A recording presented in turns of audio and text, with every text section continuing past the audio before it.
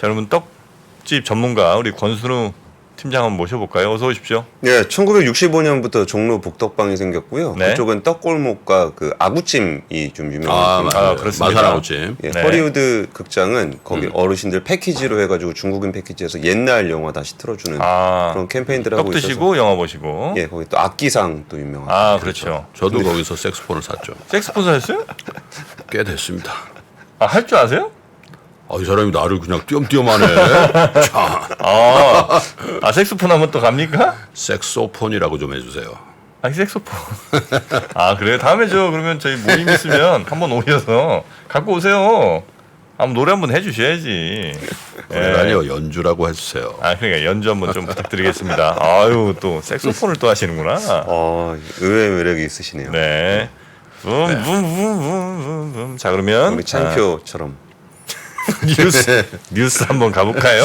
예, 그 지난주 증시는 좀 빠졌습니다. 다우존스도 한 0.3% 빠졌고 S&P 500도 0.2%, 나스닥도 0.09% 하락했습니다. 뭐 장 초반은 상승 출발했는데요. 뭐 이렇게 뒤에 힘이 별로 없습니다. 얼마 전에 박병창 이사님이 말씀하셨던 것 같은데 좀 이럴 땐 차라리 쉬는 게 나을 것 같기도 하다. 아니 뭐 쉬게끔 해줘야죠. 시장이. 그러니까 추석에 강제 휴식을 주시네. 미국에서 안 좋은 소식이 계속 나올 것 같아요. 네. 연준 인사들은 계속적으로 좀 강한 발언 이어가고 있고요.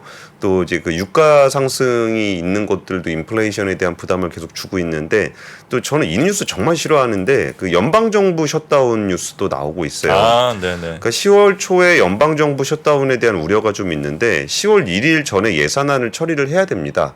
근데 열흘도 남지 않은 시점에서 이제 하원 이제 공화당에서 임시 예산안 추진하고 있는 상황이라 이게 또 10월 1일까지 안 된다는 얘기잖아요. 근데 이 뉴스가 매년 나옵니다.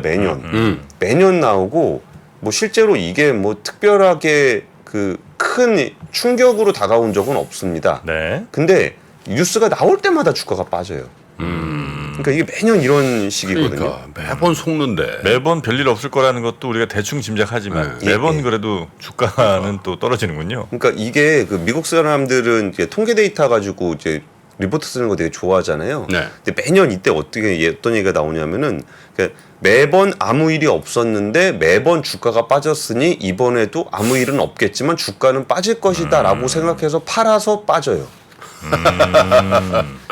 신기한 일이네. 이건 정말 매년 일어나는 일인데 근데 이게 또 사실 우리랑도 직접적으로 관련도 없으면서 저쪽에서 저렇게 안 좋으니까 우리도 영향받고 우리가 또 영향을 받게 되는 거고 뭐 그래서 뭐 표현들은 나옵니다. 뭐 뱅크 오브 아메리카 리포트에서는 연방 정부 셧다운이 한 달 이상 지속되면은 FOMC 할 때 통계 자료가 안 나올 것이다. 그게 우려스럽다. 뭐 이런 얘기들을 하고 있습니다. 뭐 통계가 안 나와가지고 FOMC가 못 열리는 이런 일이 있을 리가 저는 없을 거라고 보거든요. 그렇죠. 근데 꼭 이런 식으로 주가가 빠져서 좀 우리 차라리 추석 때 좀 쉬면서 미국도 좀 진정하고 목요일부터인가 아마 저희 쉬는 날이죠? 예, 뭐 추석 있습니다. 추석. 목요일부터 꽤 오래 쉬죠. 다음 주 6일인가 2일까지 쉬죠. 2일이 아니면 3일까지. 3일 개천절까지. 맞습니다. 네. 그러면 화요일까지 쉬게 됩니다. 네. 그리고 어제 항저우 아시안 게임 우리나라 금메달 5개 땄습니다. 네, 지금 뭐 종합 2위. 그래서 자, 보셨어요? 개막식 같은 안 봐요, 저는. 축구 봤죠, 저는. 보셨어요? 당연하죠. 3대 0으로 이기는 것까지 보다가 끝났구나 그러고 안 봤습니다. 잘하대. 그래요? 골 결정력이 있던데. 아니, 아시아에서는 1등 아니에요? 1등이죠. 아시아는 1등이잖아요. 어디랑 붙었는데요? 바레인. 바레인도 아시안 게임 나와요? 이 사람이 오늘 바레인 5.1달러로 축구 잘해요. 아니, 바레인이면 중동에서 좀 옛날 바레인 아니에요. 바레인, 카타르 뭐 그렇습니까? 이런 데 잘합니다. 네. 그러니까 그 아시안 게임 보면서 저도 와이프랑 같이 보면서 나왔던 얘기 중에 진짜 그 중동 쪽 국가들 저기도 아시아였어 이거가 좀 있었고 그래서 제가 SNS에다 그걸 한번 올렸었어요. 그러니까 아시아라고 도대체 누가 이름을 붙인 거냐. 범위가 너무 넓지 않냐. 그냥 지들 보기에 그냥 동쪽에 있는 거 다 붙인 거 아니냐 그랬더니 뭐 대부분 이름은 이제 뭐 그리스에서 붙인 경우가 많고 뭐 그래가지고 뭐 기원들이 좀 정말 많은 분들이 답을 주셨습니다. 네. 그리고 보는데 저는 좀 인상적이었던 장면이 와 진짜 개막식 정치적이더라고요. 이게 보통 그 국가가 이제 입장을 하게 되면은 그러니까 선수들이 입장을 하게 되면은 그 나라 지도자들을 이렇게 비춰주더라고요. 네. 근데 대만 선수들 입장할 때 누구 비춰주나 유심히 보고 대만? 있었는데 예. 여지없이 시진핑 주석을 비추더라고요. 대만에? 예. 대만의 국가 저기가 시진핑으로 나온 것 같은데. 그러니까 그래요? 네. 자기네가 개최했다고 하니까 본인들 아니 본인은 이제 대만이 자기네 영토라고 얘기하잖아. 뭐 그거야 이제 중국에서 얘기하는 건데 예, 예. 대만 사람들이 그걸 받아들이나? 그래가지고 와 이게 생각보다 굉장히 정치적이다라는 생각이 좀 들었고 그러네. 사실 그 첫 번째 뉴스하고 좀 관련이 좀 있습니다. 네. 우리나라 7월 수출이 OECD 37개 회원국 중에 네 번째로 많이 줄어든 것으로 나타났어요. 수입은 OECD 회원국가 중에 그 감소폭이 가장 컸고요. 이게 정부에서는 이제 교역액이 전반적으로 감소를 했었고 특히 제조업 부분의 불황이 좀 크다 보니까 우리나라가 좀 영향을 많이 받았다라고 해석을 하고 있는데요. 7월에 한국의 수출액은 1년 전보다 15.5%가 줄었습니다. 네. 한국보다 수출이 많이 줄어든 국가는 노르웨이, 에스토니아, 리투아니아. 그러니까 사실상 뭐 무역 쪽에서는 특별히 의미가 없는 국가들이기 그러네요. 때문에 무역에 있어서는 우리나라가 제일 많이 줄었다라고 볼 수 있고요. 그 30-50 클럽 있잖아요. 국민 소득 3만 달러 이상, 인구가 5천만 이상 국가 7개국 중에서는 한국의 수출이 가장 많이 줄었습니다. 네. 이게 결국 한국이 가장 수출이 많이 줄어들 수밖에 없었던 거는 중국 의존도가 높은 구조이기 때문이에요. 대중국 수출이 지금 14개월째 줄어들고 있거든요. 그런데 여전히 중국은 우리나라의 최대 교역국이자 최대 수출국입니다. 줄었어도 예, 그만큼 줄었어도. 그래서 그 1월부터 7월까지의 우리나라 전체 교역액과 총 수출액에서 중국의 비중은 각각 20%에 육박을 하고요. 예. 메모리 반도체 같은 경우는 대중 수출액 비중이 여전히 45%에 달합니다. 그러다 보니까 IT를 중심으로 한 제조업 불황에 수출 영향을 많이 받았습니다.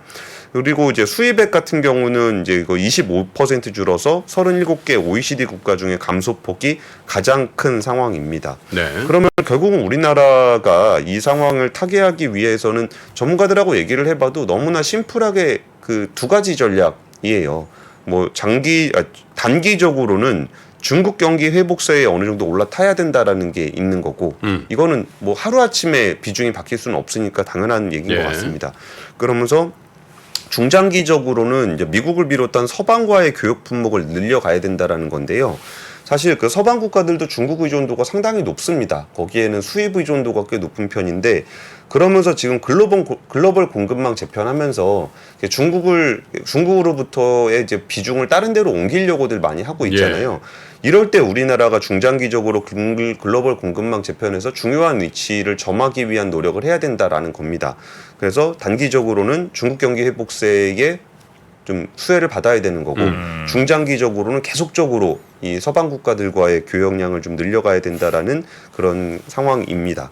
그리고 지금 아시안 게임 상황이다 보니까 시진핑 주석이 이제 개막식 참석할 때 우리나라 한덕수 국무총리가 갔습니다. 네. 그래서 거기서 이제 방한 문제를 진지하게 검토하고 있다라고 얘기를 했었고요. 네. 시 주석이 이제 자신의 방한 문제에 대한 얘기가 나오니까 이번에 내가 가야 될 차례라는 걸 잘 알고 있다라고 얘기를 했습니다. 이 얘기는 박근혜 정부 시절인 2014년에 마지막으로 국빈 방문한 이후에 안 왔거든요. 네. 그래서 이번 차례다라고 했었고 사실 그 지난해 11월에 그 G20 정상회의 인도네시아 했을 때 그때도 윤석열 대통령이랑 시진핑 주석 만났을 때 제가 그동안 한국 방문 못했다. 상황 안정되면은 방한 초청에 기쁘게 응할 것이다라고 얘기를 한 적이 있습니다. 네. 그래서 지금 이제 한중 관계에 있어서 되게 이런 고위급에선 정말 오랜만에 만난 거거든요. 그래서 조금은 좀 괜찮은 얘기가 나왔는데 뭐 최종 회담문에는 얘기가 안 나왔습니다. 뭐 방안에 대한 얘기는 좀 안 나왔습니다. 그래서 이런 부분에 대해서 우리나라는 또 이제 2030 세계 박람회 엑스포 관련한 유치를 좀 지지해달라라고 네. 좀 요청을 한 바 있습니다. 이 뉴스와 함께 나왔던 뉴스가 러시아가 이제 북한을 방문하는 얘기가 좀 가시화되고 있습니다. 푸틴.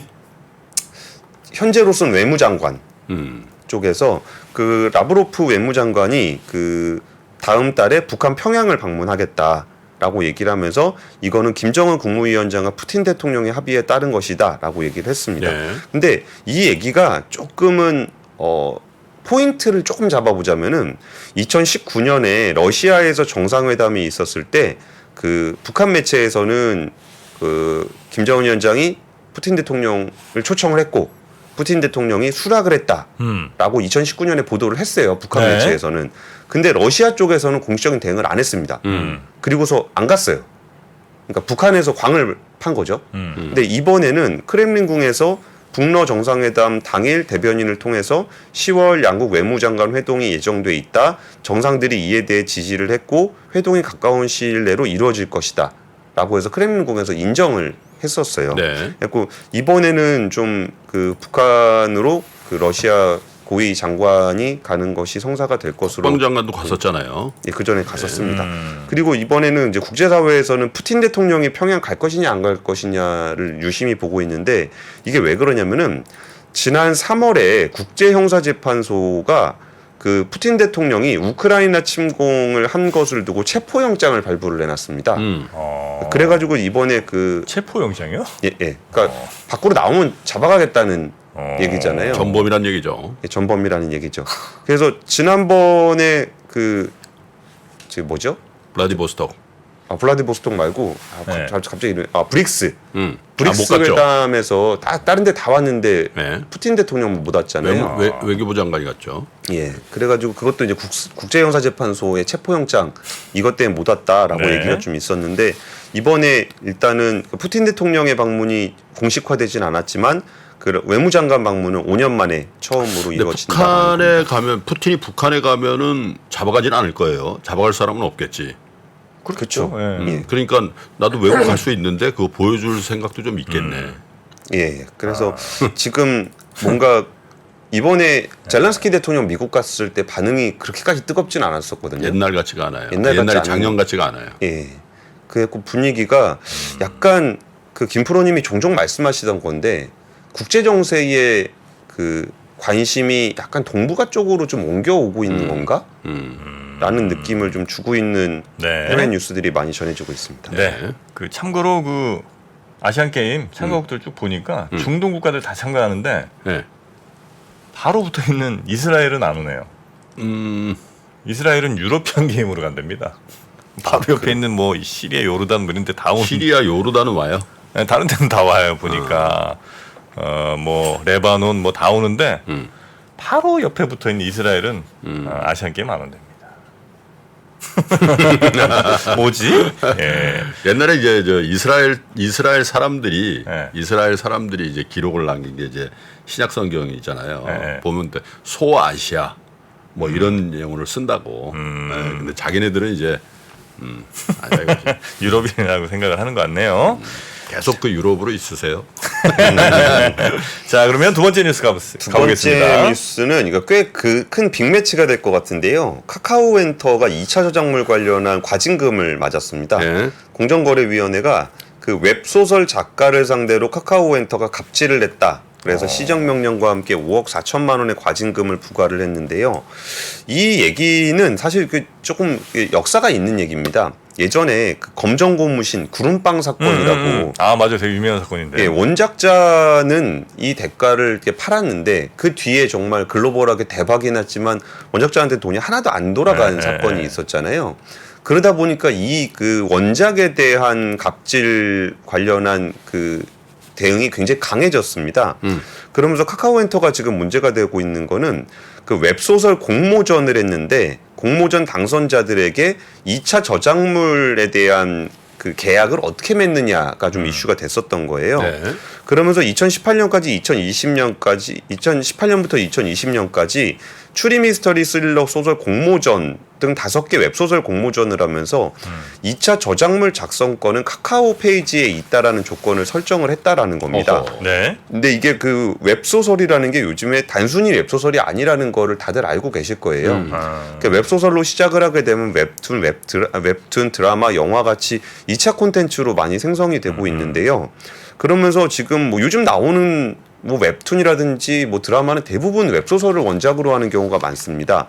뭐 나 혼자만 레벨업이라든지 화산기한 같은 경우는 지금 웹툰에서 대박들을 내고 있고 뭐 재벌집 막내 아들 사내 맞선 이런 거 다 원작이 웹소설입니다. 근데 여기서 조금 논란이 되고 있는 부분은 뭐냐면은 구름빵이나 검정고무신 같은 경우는 그냥 아예 그 작품의 저작권 자체를 다 사간 거예요. 네네. 그래갖고 그 뒤로 있는 것들은 다 그냥 그 뒤에 그 권리를 산 사람이 다 가져간 구조고 카카오 엔터 같은 경우는 뭐라고 반박을 하고 있냐면은 이게 아예 그냥 다 사간 게 아니라 그 뒤에 뭘 해갈 것인지에 대한 그 독점적인 사용권을 받은 건 맞는데 그 저작권의 사용료 같은 경우는 지급을 한다. 계속적으로 지급을 하는 구조로 돼 있다라는 거예요. 대신 이제 여기 카카오 엔터에서만 하기로 하고. 그렇죠. 네. 그리고 이제 어떤 상대하고 할지에 대해 그러니까 꼭 카카오 엔터가 아니더라도 다른 데랑 할 수는 있는데 그거에 대한 결정권을 가지고 있다라는 거죠.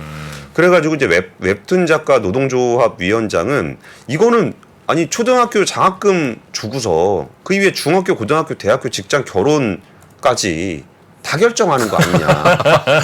그 표현이 아주 절묘하네. 아무래도 작가 조합이다 보니까 네, 귀에 쏙쏙 들어오긴 하네요. 그런 이거. 것 같습니다. 그래서 다른 곳에서 웹툰화라든지 영상화할 기회가 생기더라도 카카오 엔터가 발목을 잡고 있으면 무한정 기다려야 되는 상황이다라고 좀 얘기를 그것도 했습니다. 그러네. 조금 근데 약간 애매한 지점이 또 있기도 하네 이게. 예. 그래서 카카오 엔터 쪽에서는 이거는 이제 행정소송 무조건 간다라는 입장이고요. 그러니까 창작자하고 2차 저작물 작성권을 부당하게 양도받은 사례가 없다. 이거 2차 저작물에 대한 작성권을 부당하게 양도받은 게 아니라 이거를 이제 어떻게 이용할 것인지에 대한 거를 하는 거라 이게 아무래도 이제 그 웹소설이라는 게 IP의 씨앗이라고 부르거든요. 네. 씨를 심어서 결국은 이게 정말 풍성하게 글로벌 한 K 콘텐츠로 열매를 맺을 수 있는 씨앗이라 그래서 이 행정소송 결과에 따라서 좀 이 웹소설에 대한 권리를 어떻게 볼 것인가에 대한 판이 크게 달라질 것 같아서 굉장히 중요한 그 행정소송이 될 것 같습니다. 2차 저작에 대한 뭐 수익을 안 주겠다는 건 아니고 예, 결정을 이제 카카오 쪽이 한다는 건데 예. 작가협회에서는 이제 이건 말도 안 된다 이런 이제 주장을 하고 있는 거고요. 예. 그리고 공정위가 거기에 대해서 작가협회들의 의견을 손을? 받아서 시정명령과 함께 5억 원 넘는 과징금을 물렸는데 여기서 공정위도 지금 분위기 만만치 않습니다. 그러니까 영끌 조치했다. 그러니까 공정위 지식산업감시과장이 브리핑에서 했던 얘기가 네. 법이 허용하는 한도 내에서 가장 엄중한 조치를 했다. 카카오에 그 5억이에요? 예, 그게 5억 4천이었습니다. 카카오 공정위는 다른 건들도 좀 있을걸? 거의 엄청 많죠. 네? 모빌리티도 있고 뭐. 그렇죠. 공정이 제일 많이 아마 올라온 게 카카오 같은데. 그러니까. 근데 사실 요즘에 이거 보면은 우리 아침에 줄 쓰는 거 봤을 때 네. 꼭 연예인 굿즈 아니더라도 웹소설 웹툰 굿즈 팔 때 줄 그거 엄청 어마어마합니다. 쓰잖아요. 네, 맞아요. 그러니까 그 굿즈도 결국 YP에 다 저작권에 포함이 돼 있는 거라 이게 그 정도로 이 IP 시장, 웹소설 시장의 부가가치가 높아졌다라고 해석할 수도 있을 것 같아요. 단순히 국내 시장 정도가 아니라 뭐 글로벌 시장으로 갈 씨앗이기 때문에 이거는 오히려 좀 이렇게 영향력이 커진 그 K 콘텐츠의 영향력이 커지는 과정에서 나타나는 일종의 교통정리라고 보셔도 될 것 같아요. 네. 자, 세 번째 뉴스 가보겠습니다. 세 번째 뉴스 좀 빠르게 가보겠습니다. 그 LG화학이 중국의 화유그룹과 손잡고 인산철 양극재 사업에 진출을 하는데 이게 그 모로코에 연산 5만 톤 규모의 LFP 양극재 합작 공장을 짓기로 했습니다. 모로코에. 예, 모로코에. 예. 근데 왜 모로코냐라고 하실 분들 있을 것 네. 같은데 그 화유코발트하고 LG화학하고 인도네시아에서 어떤 공장 만들죠? 인도네시아에서요? 예, 니켈. 네, 만들겠죠. 예, 모로코에서는 인산철. 왜냐하면 네. 모로코가 전 세계에서 인광석이 가장 매장량이 많은 국가입니다. 그래요? 예. 거의 전 세계 매장량의 73%가 모로코에 있어요. 예. 근데 그동안 모로코에 그렇게 사람들이 별로 관심이 없었던 거는 이 그러니까 인광철을 주로 비료에 썼습니다. 인 비료. 예. 근데 이게 인의 활용도가 갑자기 그 LFP 인산철 배터리에 쓰이게 됐잖아요. 네. 그러면서 전 세계에서 가장 관심 갖고 있는 나라 중에 하나가 모로코입니다. 그러니까 니켈에서는 인도네시아, E는 모로코 여기에 관심을 많이 받고 있고요. 모로코 공장에서 생산하는 인산철 양극재는 북미 지역에 공급할 예정이에요. 네. 근데 최근에 우리나라 배터리와 중국 배터리 얘기 나오면서 뭐 지금 중국에서 뭐 덤핑 치면 큰일 나는 거 아니냐라고 많은 분들이 우려를 하시잖아요. 근데 보통 배터리 계약은 장기로 맺어놓기 때문에 우리나라 배터리 회사들의 2025년, 26년까지의 배터리 공급은 거의 다 계약이 돼 있어요. 그럼 우리나라 배터리 회사들이 고민하는 부분은 뭐냐면은 그 이후를 지금 고민하고 있거든요. 2025년, 26년 이후에 어떤 배터리가 좀 승기를 잡을 것인가에 대한 고민을 하고 있는 건데 그러면서 포트폴리오 다변화 얘기하는 것도 오늘의 포트폴리오를 얘기하는 게 아니라 25년, 26년 이때 얘기하는 거예요. 그랬을 때 지금 LG화학에서 그 약간 그 저가 배터리 쪽에서도 진출을 해야 되겠다라는 계획을 가지고 있었던 거고 인이 가장 풍부한 지역인 모로코에다가 같이 합작으로 양극재 공장을 만들어서 이거를 북미 지역에 공급하겠다고 하는 거예요. 근데 왜 모로코에서 또 북미 지역으로 가냐면은 이게 그러니까 미국이 FTA 맺은 나라가 생각보다 별로 없습니다. 그래요? 예, 예. 근데 그 중에 하나가 모로코예요. 뭐 모로코랑 맺었어요? 예, 예. 그 모로코는 예전에 부시 대통령 시절에 그 주요 비나토 동맹국이라고 표현을 할 정도로 모로코하고 미국하고 사이가 괜찮습니다. 그래서 그쪽에다가 이제 공장을 짓게 되면은 그 IRA 수혜를 오롯이 받을 수 있게 되는 그래요. 거죠. 그러면서 LG 에너지 솔루션이 미국에 공장을 만들고 모로코에서 인을 캐서 그거를 양극재를 만들어서 공급을 하게 되면은 IRA 보조금 받는 부분이 완벽하게 받을 수 있는 구조가 만들어져요. 그리고 이번에 만들려고 그러는 거는 LFP에다가 망간 더해서 LMFP 만들려고 하는 건데 25년 이후의 계획을 보면은 LFP 비중은 점점 낮아집니다. 뭐 블룸버그 NEF나 이런 데가 조사한 거에 따르면 그러면서 오히려 거기다가 용량과 출력을 높인 LMFP 용량이 늘어나거든요. 이런 부분 준비하고 있는 계획이 지금 시작됐다라고 보시면 될 것 같고요. 여기서 이렇게 중국 화유 코발트하고 이제 같이 만들다 보니까 지분율 문제가 생기고 나중에 IRA에서 외국 의료 집단 지정되면 어떡하냐라는 네. 걱정들을 하고 계신데 거기에 대해서도 어느 정도 대비는 돼 있습니다. 거기서 규정 어떻게 나오느냐에 따라서 지분율 조정하는 계약을 같이 맺어놨어요. 그러니까 예를 들어서 뭐 몇 퍼센트 이상은 외국 의료 집단으로 지정한다 그러면은 화유 코발트 가지고 있는 지분 다 LG화학이 인수하는 방식으로 계약이 맺어져 있기 때문에 네. 나중에 어떻게 나올지는 모르겠지만 여기에 대한 대비도 하고 있다라는 말씀 같이 전해드리겠습니다. 네.